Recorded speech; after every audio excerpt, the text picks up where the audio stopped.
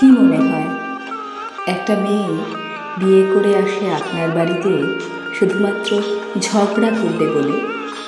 না, মানে তার বাবা মা, তার নিজের প্রিয় কোলবালিশটা, নিজের প্রিয়জন ছেড়ে আসে আপনার বাড়িতে শুধুমাত্র সংসার ভেঙে দেবে বলে?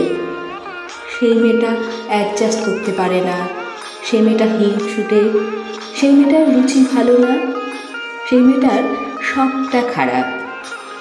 আসলে সেই মেয়েটার সামনে আপনি নিজেকে কিভাবে পেশ করেছেন সেটা কি কখনো সেই মেয়েটার জায়গায় একবার বসে ভেবেছেন?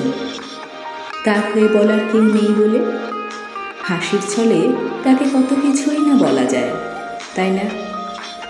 কিন্তু সে পাল্টা জবাব দিলেই বা ব্যবহারটা ফিরিয়ে দিলেই সে খারাপ। কত সহজ, তাই না?